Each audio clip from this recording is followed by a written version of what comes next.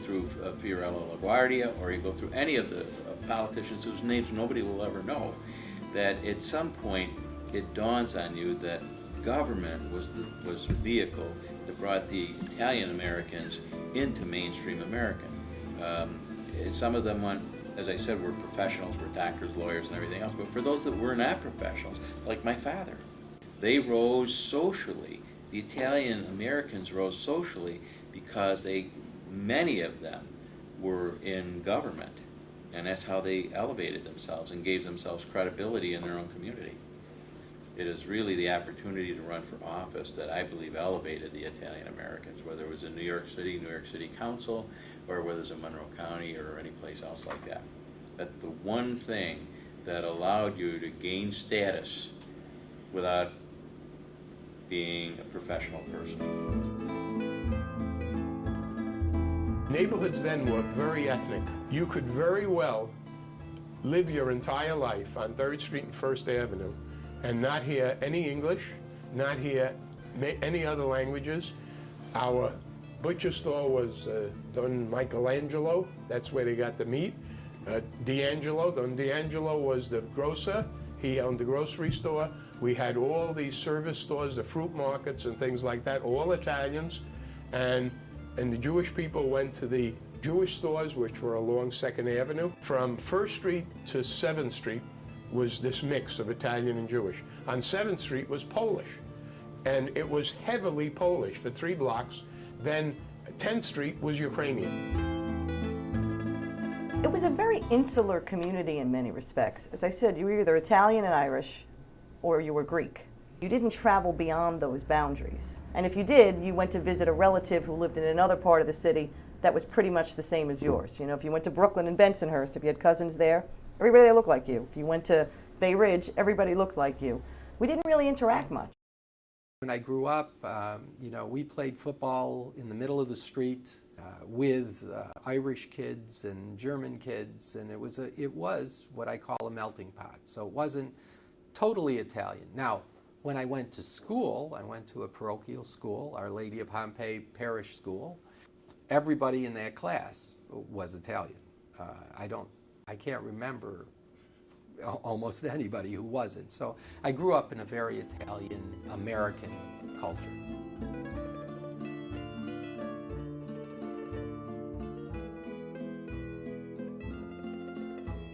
There was a little animosity with the Irish. You know, they forgot that they went through the same thing when they came here. You know, everybody looked down on the Irish Catholics, and they gave them a hard time. When I was in my teens, we had young people that had fights and so on. So I went to this group that was having a dance on Valentine's Day.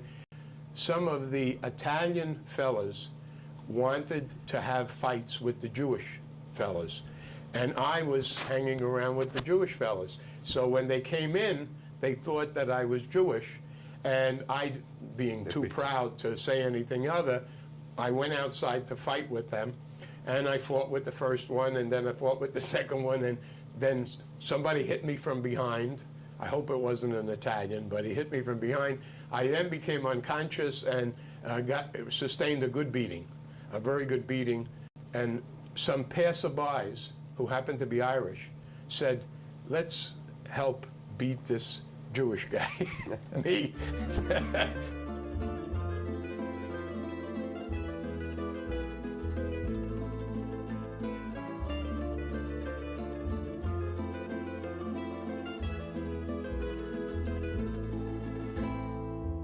My father was a Republican, my brother was a Republican, and it was when I was of voting age, I wanted to be just like my dad, right?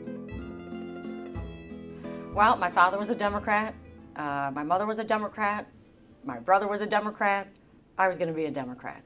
I mean, there really wasn't a discussion. I came from a very working class family. My father was a painter for the city of Niagara Falls. He loved politics. He actually loved politics. He was a committee man for all the years that, you know, practically all the years that he was alive. Who suggested that you contact Assemblyman Pelletieri to work for him? It was actually my mother. My mother, I had gotten out of college, and my mother said to me, why don't you write Joe Pelletier, who had just been elected to the State Assembly, why don't you see if he might have a position? Yes, my aunt, believe it or not, it was the woman. My Aunt Mary worked for the city of Utica, and she was very active in politics. And there were often times as I was growing up that they needed volunteers to work on somebody's campaign. And I was making phone calls for different mayoral candidates. And so I think that's where my taste for politics began. So when you were 25, you started working as an assistant of Assemblyman Richard Ruggiero. Right, another Italian American. Another yes. Italian American, yes. So what was the connection? How did you get there? Family connections. My family was active in Democratic politics. Some people knew of my involvement, phone banking and volunteering. So I was asked to actually run a phone bank for Richard Ruggiero. My father also became a local judge, and he became involved in the political process. So I used to I'd be involved with his campaigns when he would run for office, and as I grew from a child being involved in that, I started developed an interest for it. Some of them were involved in union politics. My father was a Teamster. My grandfather was involved in the Postal Service Workers Union. My grandmother, the Italian one, she was a delegate for Local 1199. I remember they had a strike in, it was 1987, and she had gotten me a job in the cafeteria at the hospital. She led the strike there as the chief shop steward, and in fact, she would make me walk the picket line with her. And I remember once during that strike, she made me lay down in the driveway with her to prevent the supply trucks from coming into the hospital. She was very militant when it came to workers' rights. So I had that background with respect to union politics, and in fact it kind of propelled me into the labor movement when I went to work for the city. And so your father grew up as the son of this important district leader who had been That's correct. an assemblyman, but wasn't anymore. But it was even more powerful, as you're saying. You know, he worked as my grandfather's lieutenant in politics, getting votes for him whenever he ran for district leader, going out at election time, getting petitions, and, you know, on election day, getting people to the polls to vote. So actually he studied at home, Yeah. right? On the other hand, it was in his blood like it's in mine to do it. My grandfather came here with his father and with some of his brothers. They came here, I guess, in about 1900, 1905. They formed an ice and coal business. My grandfather did that, and so did my father. They delivered ice and coal. That was, I think, the perfect kind of business for him to be in, to pave the way for me for elected office, because you knew everyone. My father was hardworking and worked in the family business. At one point, it was suggested to him that he should run for public office. My grandfather worked very, very hard. As a matter of fact, my grandfather, we talk about the Spanos and the Martinellis. The Martinellis had the printing press, and the Spanos had the oil company. And so my grandfather would go barter with Angelo Martinelli oil and printing, so that my father would have the printing for his campaign. And that's how they were able to make it all work. I could probably point to well over 40 campaigns that we've run and won in Yonkers. You know, So when you say we, you say the Spanish. yeah, when I say in I say general, we. right? Yeah, I say me, my dad. Between me, my dad, and my brother Nick. My father went to law school, and he became first in the family, he became a lawyer and a local neighborhood attorney. Got to be known in the community as a hardworking attorney, got to be popular, well-liked. And in 1960, the congressional seat became an open seat. And lo and behold, the son of Italian immigrants became a congressman. And for 26 years, I love what my dad did. I watched my dad. I saw he got satisfaction of helping people, and I wanted to have that same satisfaction.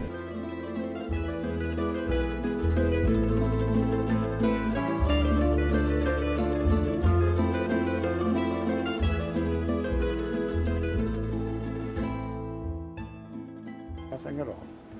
Strictly get up 4 o'clock in the morning, have his coffee, and light up a cigarette, and cough like hell, and woke up everybody in the house. Yeah. That was his routine every single morning. Then go. So where did this political Okay. passion come to you? Okay, that came about by the friends that we're palling out with. All of the group did. So the first one in our group graduated college, and it was a lawyer, and that was Nicholas Ferraro. Nicholas Ferraro became as a senator. He got elected senator, and he got us involved in politics. No, they hated it. Hated. Hated it. Didn't know why I'd get involved in it.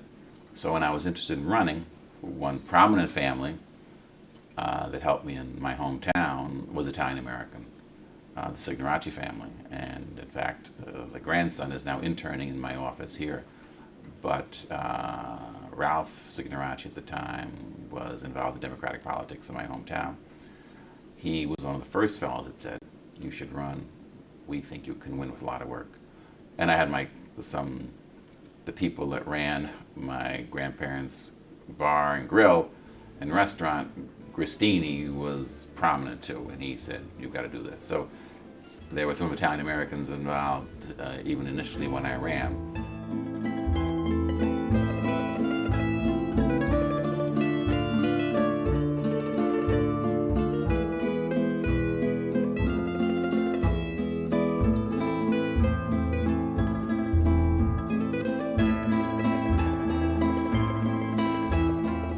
There were still biases and prejudices.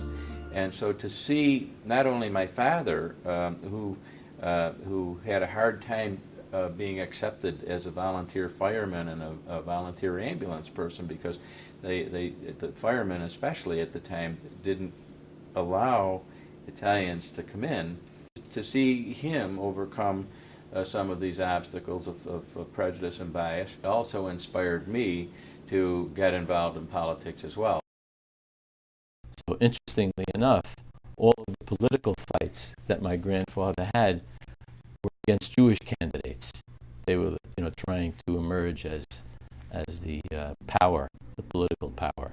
It was a coup when my grandfather got elected. But probably because of his name, it helped, because the Italians knew he was Italian, and the Jews might have thought that he was Jewish. I tell you, there was a little friction with the Irish at the time. The Irish were the district leaders, and he had a club called the Bowery Bay Democratic Club. It was on Steinway Street. And when LaPiccolo was a lawyer, he recommended him wanted them to run for one of the local positions, assemblyman or a city council position. And the district leader at that time was Frank McGlynn. His very uncouth response to him, he says, "Ralph," he says, "we can't put him up for that. He says, we're not ready for a guinea to take an elected position. I'll get him a job with the sanitation department." He says, "What do you mean? Sanitation? To pick up garbage as an attorney? You ought to be ashamed of yourself, even suggesting something like that." So they left the club, and they formed their own little bit of a club on 31st Street in Astoria, a little storefront. And Nicky Ferraro lived right next door to him. And when he graduated, Ralph told me, he says, "Look, Nicky," he says, "it'll do you a lot of good to join a political club. It can help you out in your career." He said, "If you can, get some of those fellows that you hang out with, because we need some young blood in the club." So I said, "Okay." I came with myself, got my other 3 brothers in. The fellows that were hanging, the Gaspari boys, there were another 5 brothers. If we brought in about 15 to 20 young blood into the club. And we started making moves. I beat an Italian who was a long-time county committeeman, and he never expected that we could do anything. They were entrenched so long, they thought that they were invincible, and we wound up taking over the leadership. And we became the recognized club in the district. In fact, that's when I first encountered some resistance to being Italian American. Not among the population, but I recall a conversation with the head of the Democratic Party in this county at the time, Dan O'Connell, who was a legendary political figure. So when I was interested in running, I went to see him. And he said, "Kid, you can't win. First of all, you're too young." I was 32. He's plus you're Italian. This is an Irish, she's an Irish mayor. The mayor was a female, Virginia McDonald. She's very popular. There's no way you're going to beat her. But he mentioned the Italian thing, which really annoyed me. But he said, "Good luck." He didn't stop me. He didn't encourage me. And I wouldn't be deterred. And I ran and won very narrowly, but I won and I defeated her.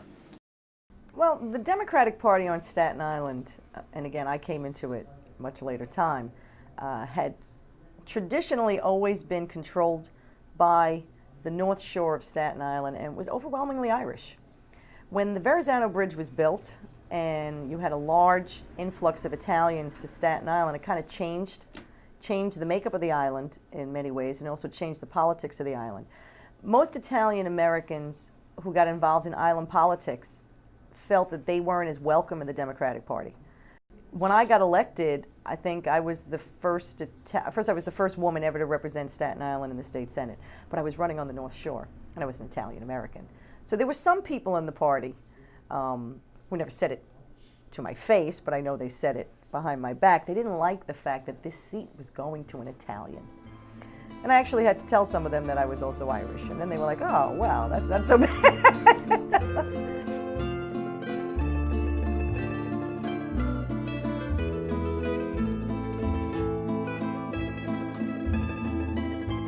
So you could do it. You could do it.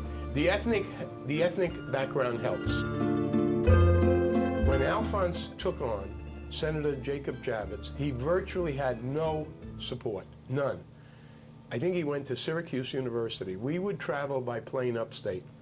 At the airport, we would be met by an alumnus of Syracuse College, a Conservative Party member, and an Italian American. Whether they were in a group, whether they were Sons of Italy, whatever they were.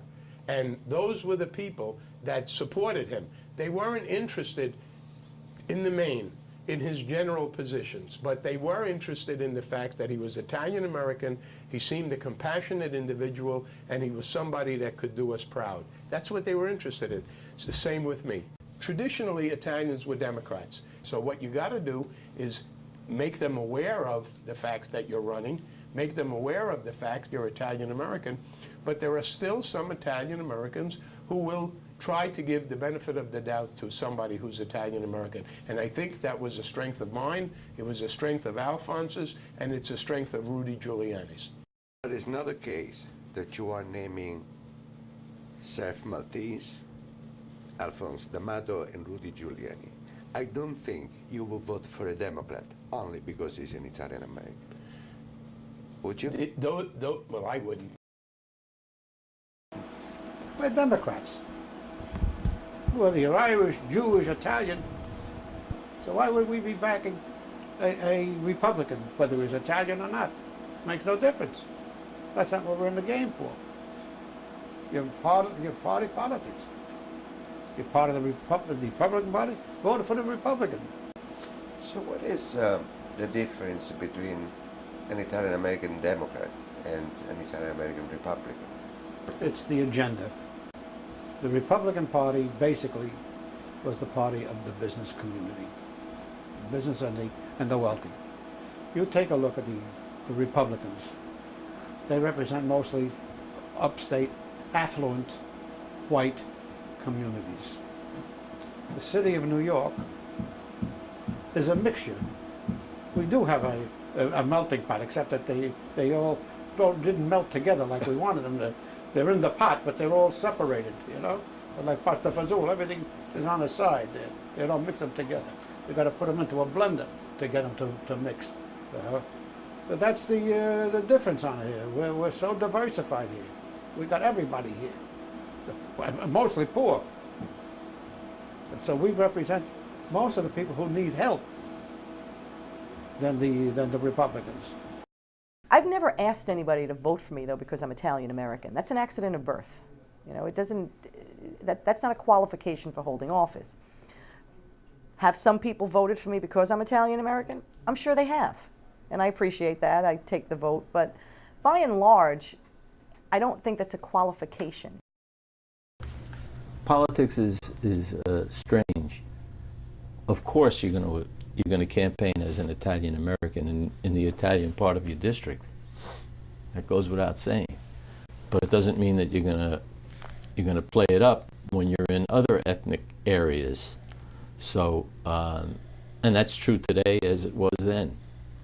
You know, usually everybody has a base when they run for office. And in my father's case, his base were the Italians in the district, because he was very active and, you know, a member of the Sons of Italy and member of the Don Bosco Knights of Columbus Council, and had been very active in all of those groups and really had a basis of support among the Italian Americans. Today, it's a lot different, even though there is a nucleus of Italians in the district that vote for me.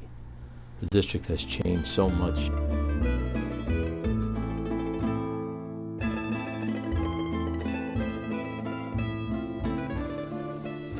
So what does it mean to be a Republican for you? You know, it just became a way of life. My father always preached that Republicans were of less government, less taxes for the families. And that was probably from his heritage. You mean Republican values are closer to Italian American values? You I think? think so. Because of the stress in the family and this? Well, for me it is. But I think that the policies of conservatives and Republicans, their traditional family value policies, I think that Italian Americans are much more comfortable voting for a conservative Republican. And you don't have to be down the line, rock solid conservative. Giuliani was the mayor for 2 terms, so they ran on the Republican line. I think it's simplistic to make that assumption. The voting patterns don't bear that out. Back in the early 80s, my father's district was probably, you know, 70%, let's say 70%, Italian American, German, Irish, you know, white, Caucasian. Somewhere in the 80s, like 82 or so, his district changed to roughly 68% African American, 68% minority. And my father was faced with a very difficult decision to make. You know, you stay running or you retire. He loved what he did. He loved his work. He loved helping people, so he stayed in there. And many people felt, how could he, a white person, represent a district that is now, like I said, almost 70% minority? And thankfully so, he won 2 subsequent elections. He was gearing up for a 3rd one, and unfortunately he passed. You have to adapt. In Queens, our ethnic shifts happen so frequently and so drastic that if you don't adapt and change as an elected official, you suffer. Italian Americans should be, say, ethnically proud when one of them is successful. Absolutely. Right? But when it comes to the ballot box, if you have to be proud of the success of your own people, then you probably should try to vote for them. Forget about the party, because they are Italian Americans. I reject that. You know, again, I think Rudy Giuliani has accomplished incredible things as the grandson of an immigrant. I don't agree with his politics, but that doesn't negate, you know, all of his accomplishments. He certainly deserves all the credit in the world for, you know, how far he has come personally. I wouldn't vote for him, though. I don't agree with his politics. But that doesn't mean I don't have great respect for his accomplishments, or the fact that he's probably 2 generations away from grandparents who were illiterate and had very little opportunity. So it's an amazing accomplishment for Italian Americans. And we have really, you know, come very far in a very short period of time in American history. Someone like Nancy Pelosi, I don't agree with her on everything, but I'm certainly proud that she's the Speaker of the House of Representatives. Again, this is a granddaughter of immigrants. You know, I mean, that's, I think, that's the American dream that Italian Americans believe in. that, you know, we could come here with nothing but the clothes on our back, and within a couple of generations, we could be, you know, a few steps away from the White House.